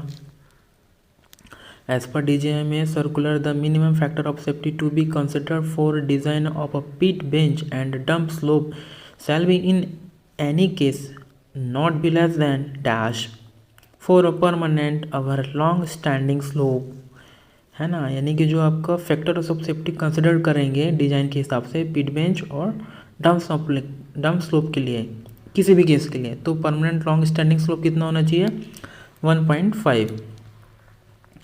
Okay, next question है 2017 के CMR के अनुसार in order to detect spontaneous heating in early stages the air in the return airway of every depillaring district shall be tested for percentage of a CO once at least in every 7 days। Okay, यानी कि आपको हर 7 days में आपको अगर आपको earlier stage में आपको CO gas का पता करना है ना, तो डिप्लेयरिंग डिस्ट्रिक्ट में आप कैसे करेंगे CO परसेंटेज, तो आपका वो इंस्ट्रूमेंट रहेगा, इंस्ट्रूमेंट के थ्रू हमको हर 7 दिन में हमको स्पॉन्टेनियस हीटिंग का चेक करेंगे, ठीक है। और इससे संबंधित जो रेगुलेशन रहेगा रेगुलेशन नंबर 137। ओके, और एक और क्वेश्चन बन जाएगा यहाँ से कि जो कंप्लीट एनालिसिस की बात करेंगे ना, complete analysis shall be done once in 30 days to determine CO format upon O2 format absorb deficiency ratio, और इस रेशियो को हम लोग क्या बोलेंगे ग्राहम रेशियो, है ना। ग्राहम रेशियो हम लोग कितने दिन में मतलब चेक हो करेंगे इसको 30 डेज में, ठीक है। और आपका नॉर्मल जो इंस्ट्रूमेंट के थ्रू हम लोग करेंगे तो वो कितना दिन में करना है हमको 7 डेज में। Okay, earlier detection of spontaneous heating एक बार क्लियर कर दे रहा हूँ मैं आपका। Return air of every depillaring panel of goaf shall be tested for a CO percentage at least once in every 7 days. हम लोग को क्या ज्ञात करना है, पहले 7 दिन में हम लोग CO परसेंटेज ज्ञात करें, ठीक है। लेकिन अगर कंप्लीट एनालिसिस ज्ञात करना है, कंप्लीट एनालिसिस में हमारा क्या आएगा ग्राहम रेशियो आएगा, और ग्राहम रेशियो बराबर क्या होता है आपका formula CO format upon O2 absorb deficiency ratio is called a Graham ratio. Okay, that's it, ठीक है। रेगुलेशन नंबर कौन सा आपका 137 में आपको मिल जाएगा इसकी सारी जानकारी। Question number 60। As per coal mine regulation 2017 effective telephone contact must be available in underground haulage roads that are further than dash a meter from the mine shaft और एंट्रेंस, यानी कि आपका जो है इफेक्टिव टेलीकम्युनिकेशन सिस्टम आपको provide कराना पड़ेगा underground mine में haulage road that are further than, यानी कि जब कितने से अधिक होने पर आपका इफेक्टिव टेलीकम्युनिकेशन प्रोवाइड किया जाएगा, 300 मीटर से अधिक होने पर आपका इफेक्टिव टेलीकम्युनिकेशन सिस्टम प्रोवाइड किया जाएगा। और ये रेगुलेशन है 92 का सब रेगुलेशन 8 पर आप इसे देख सकते हैं। Question number 61, as per coal mine regulation 2017 it shall be the duty of the dash to prepare a plan for the installation of a power support and a plan for the withdrawal and transport. ठीक है, यानी कि जो power support का जो use करते हैं तो इसके लिए जो प्रिपेयर प्लान होगा और इंस्टॉलेशन पावर सपोर्ट और इसका विड्रॉवल भी होगा।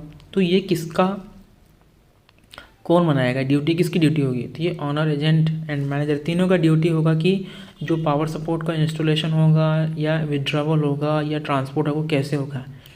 ठीक है, लेकिन अगर नॉर्मली सपोर्ट की बात करेगा तो इसमें क्या होगा कि जो मैनेजर है, मैनेजर द्वारा बताया गया जो एक आपका स्टैंडिंग ऑर्डर होगा वो बना के आपको भेजा जाएगा, जिससे संबंधित जो विड्रॉवल ऑफ सपोर्ट है 125 रेगुलेशन है, आप इसे वहाँ देख सकते हैं। वहाँ से पता चल जाएगा आपको और भी जानकारी कि कैसे क्या जो है सपोर्ट में क्या क्या चीज़ें होनी चाहिए और क्या क्या चीज़ें नहीं होनी चाहिए। विड्रॉवल ऑफ सपोर्ट में पूरा डिटेल्स में बताया गया है, आप इसे वहाँ जाके देख सकते हैं। ठीक है, नेक्स्ट क्वेश्चन के बारे में बात करें हम लोग 62। As per coal mine regulation 2017, a conveyor belt can be stopped from any places along the entire length of the conveyor by providing dash switches or any other switchable system। यानी कि अगर हमको कन्वेयर को कहीं पर भी रोकना है ना, अलॉन्ग द इंटायर लेंथ, यानी कि कन्वेयर की पूरी लेंथ में अगर हमको कन्वेयर को रोकना है किसी भी जगह पर, है ना, यानी कि entire length of the conveyor, तो एक स्विच प्रोवाइड किया जाता है। और तो इस स्विच को हम लोग क्या बोलते हैं? इस स्विच को हम लोग बोलेंगे पुल कॉर्ड। अब तो ये बच्चा भी जानता है, अगर जिसने माइनिंग अगर कर रहा है या पढ़ रहा है तो उसको पता होगा कि पुल कॉर्ड का यूज कहाँ होता है। पुल कॉर्ड एक ऐसा स्विच है जिसको इमरजेंसी में हम कहीं पर भी उसको रोक सकते हैं। ठीक है, आइडलर जो होता है आपका, जो रोलर्स होते हैं, रोलर के सेट को हम लोग क्या कहेंगे? आइडलर कहेंगे। ठीक है, और टेंशनिंग अरेंजमेंट जो क्या किया जाएगा इसको, ताकि बेल्ट जो है प्रॉपर टेंशन में रह सके और बेल्ट जो है प्रॉपर मटेरियल को गेन करते हुए चले। ठीक है, और इससे संबंधित रेगुलेशन है आपका 97। ओके, 97 रेगुलेशन में आप इसे देख सकते हैं।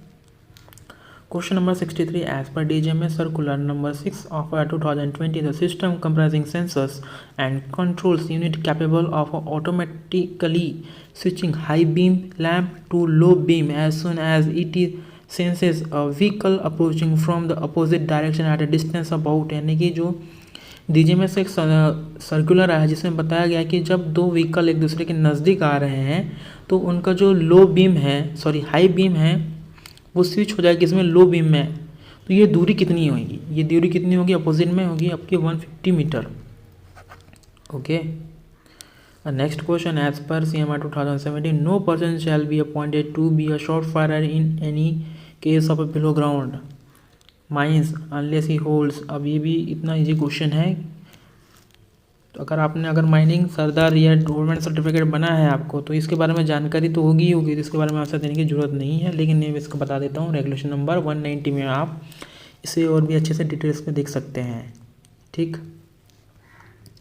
As per CMR 2017 no gallery in a seam or section shall exceed in height, यानी कि किसी भी गैलरी की सीम या सेक्शन में हाइट कितने से अधिक नहीं होगी? 3 मीटर से अधिक नहीं होगी किसी भी गैलरी की। ठीक है, और इससे संबंधित रेगुलेशन होगा आपका रेगुलेशन नंबर 111, यानी कि डेवलपमेंट वर्क।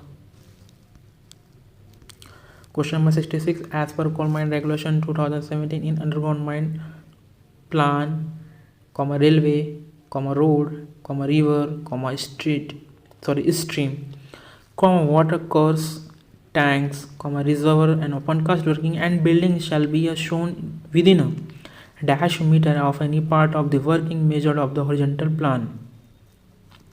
यानी कि जो आपका अंडरग्राउंड प्लान है, अंडरग्राउंड प्लान के कितने मीटर के अंदर में आपको ये सारी चीज़ें दिखाना होगा कि ये जो चीज़ें प्रेजेंट है, तो वहाँ दूरी कितनी होगी? वहाँ दूरी है आपका 200 मीटर। यानी कि अंडरग्राउंड माइन प्लान के 200 मीटर के अंदर में अगर कोई रेलवे है, रोड है, रिवर है, स्ट्रीम है, वाटर कोर्स है, tank, reserve, open cast working and building also, तो आपको दिखाना पड़ेगा किसी पार्ट ऑफ वर्किंग के हॉरिजॉन्टल डिस्टेंस में। ठीक है, और इससे संबंधित जो रेगुलेशन रहेगा आपका क्वेश्चन नंबर 60, इसमें जो रेगुलेशन है रेगुलेशन नंबर 65 का, उसमें दिया गया हुआ अंडरग्राउंड प्लान, ठीक है। तो इसके बारे में आप वहाँ पे देख सकते हैं। Question number 67, all surface structure and supports within a horizontal distance dash from the horizontal from all interest to a mine shall be fire proof material as per CMR 2017, यानी कि जो सरफेस स्ट्रक्चर और supports होंगे, है ना, with in horizontal distance, यानी कि entrance से कितने मीटर के डिस्टेंस में जो स्ट्रक्चर होंगे वो फायर प्रूफ मटेरियल के होंगे, यानी इंक्लाइन हो गया, शाफ्ट हो गया, तो जिसमें हम लोग इंटर करेंगे सरफेस से अंडरग्राउंड की ओर, तो उसके 10 मीटर के डिस्टेंस में जो भी आपके मटेरियल होंगे वो फायर प्रूफ मटेरियल होने चाहिए। और इससे संबंधित रेगुलेशन है regulation number 135। Okay. in manual open cast working, alluvium, soil, muram, gravel, clay, debris or other similar ground, the sides shall be sloped at an angle of safety not exceeding dash from the horizontal as per 2017, यानी कि जो हम लोग जो बना रहे हैं, slope बना रहे हैं, ठीक है ना, हॉरिजॉन्टल से मैनुअल ओपन कास्ट वर्किंग में, जब आपका एल्यूमिनियम सॉइल होगी या मुरम होगी, ग्रेवल, क्ले, जो भी हो, तो साइड जो है सेल बी स्लोप रखे जाएंगे। जो साइड है, जो स्लाइड का जो एंगल है, साइड का जो एंगल है फ्रॉम द हॉरिजॉन्टल से कितने से अधिक नहीं होनी चाहिए, 45 डिग्री से। और इससे संबंधित रेगुलेशन जो हो जाएगा आपका, वो हो जाएगा आपका मैनुअल ओपन कास्ट वर्किंग, ठीक है, 105 हो जाएगा, और मैकेनाइज्ड हो जाएगा 106, ठीक। ये सारी चीज़ आपको रेगुलेशन नंबर याद करना पड़ेगा। Question number 69, explosive shall not be stored below ground in a mine except with the written approval of the dash as per regulation number 184 CMR 2017, यानी किसकी परमिशन के बिना हम अंडरग्राउंड माइन में जो है एक्सप्लोसिव को स्टोर करेंगे, शैल नॉट बी स्टोर्ड, है ना, नहीं करेंगे, है ना, किसकी परमिशन के बगैर हम लोग एक्सप्लोसिव स्टोर नहीं करेंगे। जब तक चीफ इंस्पेक्टर का परमिशन नहीं मिलेगा हम बिलो ग्राउंड माइन में एक्सप्लोसिव को स्टोर नहीं करेंगे। और इसके बारे में डिटेल्स इंफॉर्मेशन 184 में हम देख सकते हैं।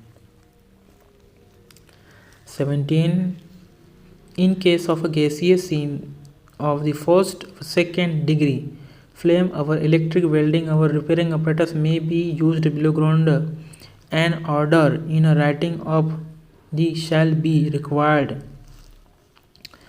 ये आपका क्वेश्चन बोल रहा है कि फर्स्ट और सेकंड डिग्री की कोई माइंस है और मुझे वहाँ फ्लेम या इलेक्ट्रिक वेल्डिंग करनी है या रिपेयरिंग करना है, तो बिलो ग्राउंड माइन में किसके ऑर्डर से हम लोग जो है ये सारे काम कर सकते हैं।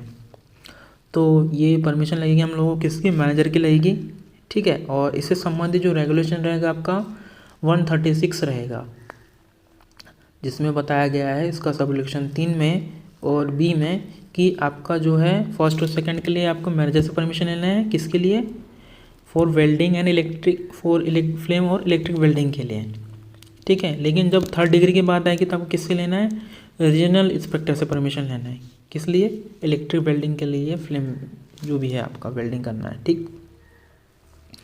क्वेश्चन नंबर 71,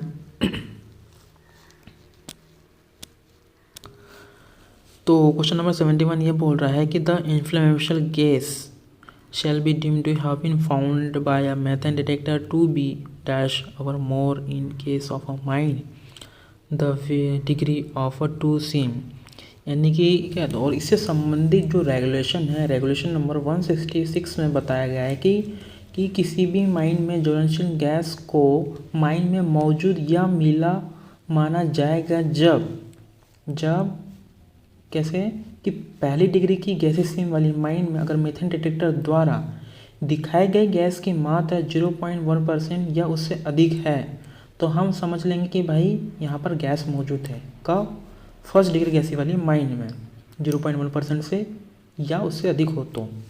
फिर सेकेंड केस कि दूसरी डिग्री की गैसीय सीम है वाली माइन में अगर मीथेन डिटेक्टर के द्वारा दिखाई गई गैस की मात्रा 0.5% या उससे अधिक है, तो हम मान लेंगे कि यहाँ सेकंड डिग्री वाली गैसीय माइन में हमें गैस मिली है, ठीक। फिर थर्ड डिग्री गैसीय वाली क्या होता है कि थर्ड डिग्री की गैसीय सीम वाली माइन में सेफ्टी लैम्प के नीचे किए हुए फ्यूज से गैस की मौजूदगी मालूम होती है या मीथेन डिटेक्टर से 1.25% या उससे अधिक ज्वलनशील गैस मिले, तो हम कहेंगे कि हाँ गैस मिली हुई है या गैस मौजूद है, ये हम कहेंगे। ठीक, तो ये हमको बता रहा है कि गैस मौजूद या मिला हुआ कब माना जाए, क्वेश्चन ये पूछ रहा था। तो सेकंड डिग्री की पूछा तो उनने 0.5% या उससे अधिक, अगर फर्स्ट डिग्री की पूछेगा 0.1% या उससे अधिक, और थर्ड डिग्री की बात करेगा तो थर्ड डिग्री में कब मिला हुआ या मौजूद माना जाएगा, जब 1.25% से अधिक होगी तो हम कहेंगे कि भाई गैस मिली है। ठीक, question number 72, as per mine rule 1955 an inspector may by order in writing require the drinking water to be effectively cooled by mechanical or other means available where dash the person or more are employed either above ground or in open cast working at any one time। ठीक है, तो जो drinking water होना चाहिए effectively cooled होना चाहिए, है ना, इफेक्टिवली कूल्ड होना चाहिए इंस्पेक्टर के ऑर्डर के अनुसार। इफेक्टिवली कूल्ड कब होगा, मैकेनिकली और अदर मीन्स ऑफ अवेलेबल, जहाँ पर पर्सन जो रहेंगे 100 से अधिक लोग अगर एक जगह काम कर रहे हैं तो जो वाटर है आपका मैकेनिकली रूप से या अदर मीन्स से आपका जो है वाटर कोल्ड होना चाहिए 100% पर। तो ये कहाँ पर रहेगा, ये सिस्टम आपका अबव ग्राउंड पर रहेगा, ये ओपन कास्ट पे ही रहेगा। Okay, at any one time जहाँ पे 100 से अधिक बंदे काम कर रहे तो हमको मैकेनिकल कूल्ड सिस्टम वाला करना पड़ेगा वाटर को। Question number 73, list of plans, sections and instruments and their storage each covered under the CMR 2017। तो ये रेगुलेशन नंबर 68 में बताया गया। ये रेगुलेशन नंबर, देखो कितना डीप पूछ रहे हैं आजकल क्वेश्चन। पहले तो खाली एक लाइन पूछता था, बेसिक रेगुलेशन होते थे उनके बारे में पूछता था, अब तो रेगुलेशन के अंदर के सब रेगुलेशन के वो पॉइंट पूछ रहा है। WCL का पेपर आपने देखा है ना, कितना डिटेल्स में पूछा था। अगर WCL का पेपर का मैंने वीडियो बनाया नहीं है, लेकिन उसके ऊपर मैं जल्दी वीडियो बनाऊंगा, ठीक है, तो आप उसके बारे में भी देख सकते हैं। कैसे क्वेश्चन पूछा था उसने, बहुत डिफिकल्ट क्वेश्चन थे वो। Question number 74, as per coal mine regulation 2017 between the conveyor and one sided of the road way there is a travelling space free from obstruction of not less than dash wide. इसका answer होगा 1 metre. Okay, और इससे संबंधित जो regulation रहेगा आपका, regulation number 97 में बताया गया है कि आपका जैसे कि खोल जो कन्वेयर है, एक से अंडरग्राउंड मेंस में बात हो रहा है, ठीक, तो क्या करेंगे उसमें एक साइड कन्वेयर इंस्टॉल रहेगा और एक साइड गैलरी छुट्टी रहेगी, ताकि जो स्पेस होना चाहिए वो 1 मीटर से कम नहीं होना चाहिए चलने फिरने के लिए। ठीक है, next question 75, as per coal mine regulation 2017 if the depth of the seam from surface and width of the galleries does not exceed 60 metre and 3.6 metre respectively, then the distance between the centre of the adjacent pillar shall not be less then.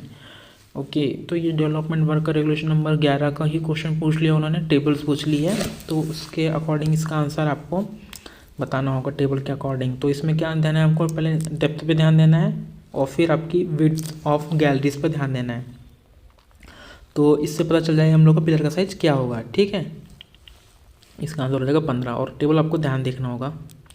Question number 76, as per CMR 2017 a relieving hole shall be so placed and drilled in such a direction that at no point shall it be nearer than from the misfired hole।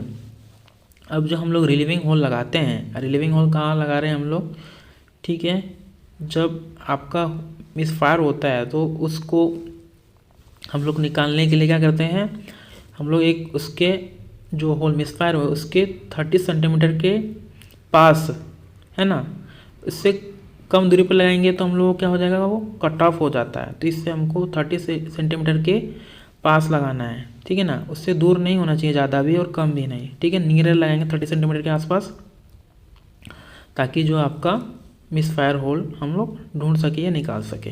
ठीक है, तो ये ध्यान रखना है आपको।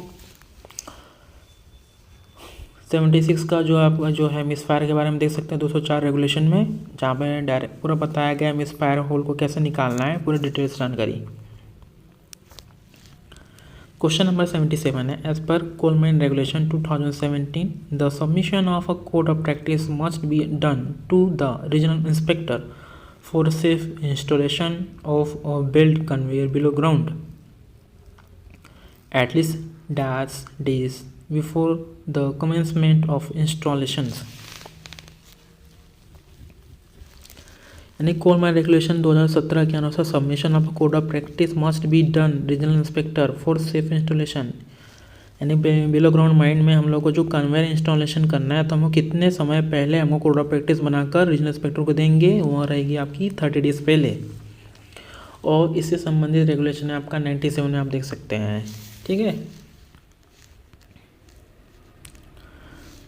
Question number 78 as per Siemens 2070 first, second, our third degree guessing is what should be the velocity of a current in a meter per minute at emitted out by ventilation connection from the faces। यानी कि face से just बाहर हवा की जो मात्रा होगी metre प्रति मिनट में कितनी होनी चाहिए, 30 मीटर प्रति मिनट। और ये टेबल है आपका रेगुलेशन नंबर 160 में आप इसे देख सकते हैं, जिसमें बताया गया है कि वेलोसिटी ऑफ एयर कितनी होनी चाहिए और ये सभी को पता होनी चाहिए। ठीक है, ओके। नेक्स्ट क्वेश्चन है question number 79। In any dispute arise as to the life of any productive equipment it shall be refer to dash for a decision. तो चीफ इंस्पेक्टर होना चाहिए। ठीक है, यानी कि कोई भी अगर प्रोडक्टिव इक्विपमेंट से सबमिट कोई भी डिस्प्यूट अराइज हो रहा है, जैसे मान लीजिए मैनेजर हो गया, ऑनर हो गया, इनके बीच में डिस्प्यूट हो रहा है, तो ऐसे कौन सुलझाएगा ऐसे डिस्प्यूट को? चीफ इंस्पेक्टर आपका डिसीजन लेगा। ठीक है, और इससे संबंधित रेगुलेशन है आपका प्रोडक्टिव इक्विपमेंट प्रोडक्टिव इक्विपमेंट है, तो ये आपका रेगुलेशन नंबर हो जाएगा 242 पर आपका देख सकते हैं ना, यहाँ पर आपको पूरा जानकारी मिल जाएगा। और ये लास्ट क्वेश्चन है टेक्निकल का। In manual open cast coal working है ना, the side shall be kept bench and height of any bench shall not exceed. यानी कि जो मैनुअल ओपन कास्ट माइन है, तो मैनुअल ओपन कास्ट माइन में जो कोल बेंच जो रहेगा उसकी हाइट शैल नॉट एक्सीड कितनी होनी चाहिए, 3 मीटर से अधिक नहीं होनी चाहिए। ओके, अब हम लोग सेक्शन 2 की ओर बढ़ने वाले हैं। तो जो क्वेश्चन आने वाले हैं आप नॉलेज रिगार्डिंग CIL और SCCL और स्टेट। ओके, तो पहला क्वेश्चन है इसका, what is the mission of Coal India Limited. तो कोल इंडिया लिमिटेड का जो मिशन है वह क्या है, तो ये भी सभी लोगों को पता होगा, क्योंकि अगर हम लोग किसी भी एग्ज़ाम का दे रहे हैं कंपनी का, तो उसका एम क्या होना चाहिए, मिशन क्या है ना। तो ये 2-3 चीज़ें हमको याद होनी चाहिए। उसका प्रोडक्शन कितना है इस साल का, पिछले फाइनेंशियल ईयर का। ओके, तो ये सारी चीज़ें हमें पता होना चाहिए। तो जैसे इसका लिखा हुआ मिशन क्या है, to produce and market the plan quantity of coal and coal products efficiently and economically in an eco-friendly manner with due regard to safety and conservation and quality। Okay, ठीक है, नेक्स्ट क्वेश्चन की ओर बढ़ते हैं। To avoid adverse travelling and hence to enhance efficiency and effective working hour in the underground method of mining dash has been installed in 14 underground mines of SCCL। ठीक है, यानी कि ट्रैवलिंग, यानी कि हम लोग ट्रैवलिंग करने हैं, हमारे जो दूरी है वो कठिन होगी, चलने फिरने में कठिन हो रहा है ट्रैवलिंग करना। तो इस इफ़िशियंसी को हम लोग को क्या करना है, कम करना है ना। डिफिशियंसी हो रही है हम लोगों को, चलने फिरने में दिक्कत हो रही है, तो इसको कम करना है हम लोगों को। तो SCCL के माइंस ने 14 जगह पर अंडरग्राउंड माइंस में इंस्टॉल किया। तो इस मेथड को हम लोग क्या कहते हैं, तो हम लोग क्या करेंगे, मेन राइडिंग सिस्टम का यूज करते हैं ना। यानी कि माइंस में हमको ट्रैवल करना है from surface to underground mines, है ना। जब दूरी आपकी 1 किलोमीटर से अधिक होती है तो हम लोग क्या लगाते हैं, मेन राइडिंग सिस्टम लगाते हैं। और ये कितने माइंस में इंस्टॉल्ड हैं, 14 अंडरग्राउंड माइंस में इंस्टॉल है SCCL के। ठीक है, next question, question number 3। The coal deposit of SCCL in Chhattisgarh are spread over the district including. यानी कि जो SCCL का जो कोल डिपॉजिट है छत्तीसगढ़ आर स्प्रेड, यानी कौन कौन से डिस्ट्रिक्ट में फैला हुआ है, तो A Surguja, B Shahdol, C Balrampur and D है अनूपपुर। जो सरगुजा और जो बलरामपुर एरिया है यहाँ आएगा आपका छत्तीसगढ़ में, और आपका शहडोल और अनूपपुर एरिया आ जाएगा आपका MP डिस्ट्रिक्ट में, सॉरी MP में डिस्ट्रिक्ट हैं ये सारे। दो छत्तीसगढ़ के हो गए आपके और 2 MP के हो गए। Question number 4, as of 1 April 2022, what are the proved coal reserve in Madhya Pradesh 2020 में? Okay state. एक्चुअली में क्या है ना, ये जो क्वेश्चन है ना इन्होंने गलत पूछा हुआ है, तो इसका आंसर आप लोग थोड़ा नेट पे सर्च कर लीजिएगा कि 1 अप्रैल 2022 पर इसका प्रूव्ड कोल रिजर्व क्या है, और इसके लिए है ऑप्शन भी डाला गया है स्टूडेंट के द्वारा कि क्वेश्चन जो है ये पूछ रहा है एमपी के बारे में, लेकिन जो आंसर देता है वो एससीएल के बारे में देता है कि प्रूव्ड कोल रिजर्व एमपी में कितना है, और ये टोटल की बात करता है, टोटल एससीएल के बारे में बात कर ले रहा है, ठीक है ना। तो ये थोड़ा क्वेश्चन डाउटफुल है, तो आप इसे देख सकते हैं थोड़ा सा नेट पे सर्च करके। ओके, इसके ऊपर ऑब्जेक्शन लगा हुआ है। नेक्स्ट क्वेश्चन है, SCL has won the first prize in a corporated award for excellent work dash in which was receive on 48 coal foundation day held on 1 November 2022 in Kolkata. तो environment management है जिसमें first prize जीता है SCL ने, किसके लिए? Excellent work, किस चीज़ में? इन्वायरमेंट मैनेजमेंट के लिए इन्हें फर्स्ट प्राइज़ मिला है। कब? 48 फाउंडेशन में। ये भी आपको याद रखना पड़ेगा कभी कभी, जैसे अभी नेक्स्ट एग्जाम कभी हो गया, ये आपको आइडिया लग गया कि ऐसे भी क्वेश्चन पूछ सकता है। नेक्स्ट क्वेश्चन है, which of the following are fully owned subsidiary companies of Coal India Limited, यानी निम्नलिखित में से कौन सी फुल्ली ऑनड सब्सिडरी है कंपनी CIL के? ECL, दूसरा हो गया आपका हिंदुस्तान उर्वरक एंड रसायन लिमिटेड, C हो गया Mahanadi coalfield limited, and D हो गया कोल लिग्नाइट ऊर्जा विकास प्राइवेट लिमिटेड। तो आपका ईस्टर्न कोलफील्ड लिमिटेड और C हो गया MCL, ये हो गया क्या? फुल्ली ऑनर्ड कंपनी है ना, fully owned company by the Coal India के सब्सिडरी कौन है? कोल इंडिया की सब्सिडरी में ECL, WCL, NCL, CCL ये सारी सब्सिडरी आती है, लेकिन ये जो है आपका हिंदुस्तान उर्वरक और ये कोल लिग्नाइट ये क्या है? ये पार्ट है लेकिन ये सब्सिडरी नहीं है, यहाँ पर उन्होंने सब्सिडरी की बात करा हुआ है। Okay, question number 7, between April 2023 and September 2023, which company has seen a dip over 39.2% in a growth of coal production in MT? Okay, ये क्वेश्चन भी कंपनी नहीं है जिसमें ना इतना ग्रोथ हुआ है, सॉरी डीप ग्रोथ हुआ है, deep of 39% in growth. Okay, तो ये सारे जो है क्वेश्चन के आंसर गलत है ना, इसका कोई भी डीप नहीं हुआ है इन ग्रोथ पे, तो ये भी ऑब्जेक्शन वाला क्वेश्चन है।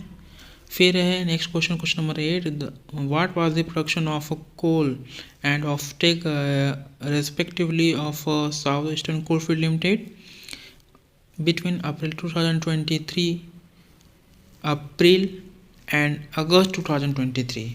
ओके, तो कोल का ऑफ टेक कितना हुआ है अप्रैल और अगस्त में?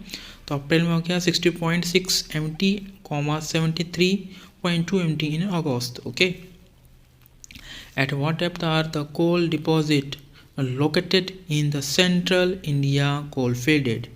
यानी कितनी डेप्थ पर आपको कोल लोकेटेड हो रहा है सेंट्रल इंडिया कोल फील्ड का? 0 से 1200 मीटर तक। As of 2023, who was appointed as the current chairman cum managing director of Coal India Limited? CIL के करंट चेयरमैन कौन है 2023 में? PM प्रसाद।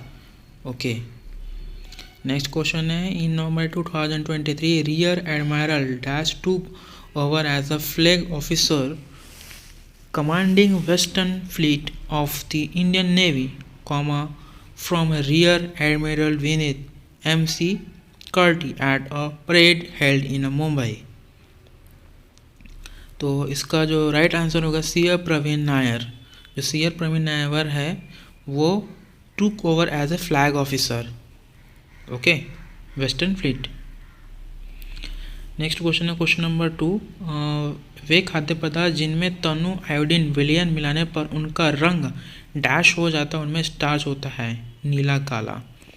ठीक है, ये आप लोगों ने तो आपका 8वीं 9वीं की क्लासेस में पढ़े होंगे साइंस में कि स्टार्च होता है तो उस चीज़ का कलर चेंज हो जाता है, ब्लू होता है या आपका ब्लैक हो रहा है, रेड कब हो रहा है जब आपका एसिड हो रहा है। तो ये पेपर होते हैं जिसमें हम लोगों को पता चलता है कि कोई पेपर जैसे कि एसिडिक है नॉन एसिडिक है ना।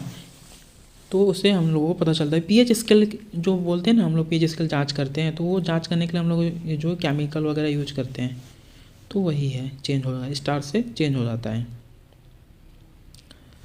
ओके, नेक्स्ट क्वेश्चन है आपका, which of the following state receive the Raj Bhalendra यानी Bhalendra Singh trophy at the 37 national games held in Goa in. तो ये जो राजा भालेंद्र सिंह जो ट्रॉफी है, तो ये किस स्टेट ने जीती है? तो यह है महाराष्ट्र। महाराष्ट्र के स्टेट के जो राजा भलेंद्र सिंह हैं, इन्होंने यह ट्रॉफी जीती है 37 national games held in Goa in November 2023। Next question है आपका, which of the following tiger reserve is located in Assam. Assam में कौन सा टाइगर रिजर्व है आपका? Manas national park and tiger reserve. बाकी आपको और ये जो 3 हैं इसके बारे में मुझे आइडिया नहीं है, लेकिन आप लोगों को इसके बारे में जानकारी होना चाहिए अगर आप इस एग्ज़ाम के लिए तैयारी कर रहे हैं या आने वाले समय में आप एग्ज़ाम की तैयारी करें तो। ओके, नेक्स्ट क्वेश्चन है, which of the following statement incorrect as per the constitution of India as of 31 October 2023। तो इसमें से कौन सा सेंटेंस जो है या स्टेटमेंट गलत है? तो वह है first, in India the government work at a total of 2 different level. तो ये जो स्टेटमेंट है ये इनकरेक्ट है। बाकी जो 2, 3, 4 स्टेटमेंट है वो करेक्ट है। इसमें क्या बोला गया है सेकेंड वाले पॉइंट में, there are 3 organs of the government in India, है ना। ये जो है कॉन्स्टिट्यूशन है गवर्नमेंट ऑफ इंडिया का क्या है? ऑर्गन्स है, 3rd ऑर्गन्स है। और the constitution of India guaranteed universal adult suffers for all citizens above 18 year of age. And 4th है आपका, the interferes in religions by the state it has to be based on idols let out it in constitution. Okay, question number 6 है। Question number 6 बोल रहे हैं कि बाल Gangadhar Tilak the edited Kesari और news paper published in, यानी कि जो बाल गंगाधर तिलक का जो पेपर है केसरी, ये किस लैंग्वेज में पब्लिश हुआ है? तो वह था मराठी। यानी कि जो पहली बार जो है ना अपना स्टेट की लैंग्वेज में पब्लिश हुआ था, जैसे गुजरात का गुजराती हो गया, महाराष्ट्र का मराठी हो गया, है ना। तो अपनी लैंग्वेज में पहली बार ये केसरी जी का प्रसिद्ध हुआ था अपना पेपर मराठी लैंग्वेज में। ठीक, क्वेश्चन नंबर 7, भारत के संविधान के डैश के अनुसार राष्ट्रपति पद की आकस्मिक रिक्ति के दौरान या राष्ट्रपति की उपस्थिति के दौरान उपराष्ट्रपति राष्ट्रपति के रूप में कार्य करता है या उनके कार्यों का निर्वहन करता है। तो ये किस अनुच्छेद के अनुसार है? अनुच्छेद 65 के अनुसार है। संविधान वाले क्वेश्चन बहुत पूछे जा रहे हैं, आपको अगली बार की तैयारी के लिए ध्यान रखना पड़ेगा ये सारी चीज़ें। ओके, निम्नलिखित में से कौन सा कथन भारत की 2011 की जनगणना के समय संबंध में सही है? तो इसका राइट आंसर है, भारत का जनसंख्या घनत्व 382 व्यक्ति प्रति किलोमीटर स्क्वायर। 9 क्वेश्चन है आपका, the government of India declare as a classical language in the year 2014, यानी 2014 में कौन सा लैंग्वेज को क्लासिकल लैंग्वेज के रूप में घोषित किया गया गवर्नमेंट के द्वारा? तो वह है उड़ियाई लैंग्वेज। डैश क्वेश्चन नंबर 10 है ये, sorry question number 10 dash of the Bharatiya Nyaya Sanhita bill 2023 deals with the offence against women and children, यानी कि वुमेन और चिल्ड्रन के अगेंस्ट जो आरोप के बारे में जो बिल आया गया है 2023 में, वो कौन से चैप्टर में है? तो वह है चैप्टर 5 में। तो इस प्रकार से हमारे जो है पूरे 100 क्वेश्चन को हमने कवर कर लिया है, ठीक है। और इससे आप देख सकते हैं कि किस टाइप से क्वेश्चन आपको आने वाले एग्ज़ाम के लिए पूछे जा सकते हैं, BCCL के एग्ज़ाम में या अभी जो 2024 में होने वाला है इसका BCCL का एग्ज़ाम। तो इसके लिए भी आपको एक आइडिया लग गया कि किस टाइप से आपको जो है जनरल नॉलेज के क्वेश्चन की आपको तैयारी करनी चाहिए, प्रिपरेशन करनी चाहिए। ओके, तो इसमें संविधान के क्वेश्चन को आपको ज़्यादा ध्यान देना पड़ेगा। संविधान के क्वेश्चन पिछली बार भी BCCL ने पूछा था, जिसका मेरा पेपर अपलोड किया हुआ है, यूट्यूब पर है, उसका लिंक मैं डिस्क्रिप्शन में डाल दूँगा, आप देखना चाहें तो देख सकते हैं उसे भी, ठीक है। तो इससे आपको एक आइडिया लग जाएगा कि पेपर कहाँ से कितना क्वेश्चन पूछ रहा है, कितना डिटेल्स तक जा रहा है ना। तो ये सारा आइडिया तभी लगेगा जब आप लोग पेपर का एनालाइज करेंगे, पेपर पढ़ेंगे कि किस टाइप से पेपर होते हैं, कैसा पेपर पढ़ना चाहिए, कितना हम लोगों को और तैयारी करना है। ठीक है, तो ये सारे आपके डाउट्स क्लियर होते हैं जब आप लोग क्या करेंगे, पुराने क्वेश्चन पेपर को आप लोग जब सॉल्व करेंगे। ठीक है, तो आशा करता हूँ आपको यह video watching. If you like this video, please like, share and subscribe.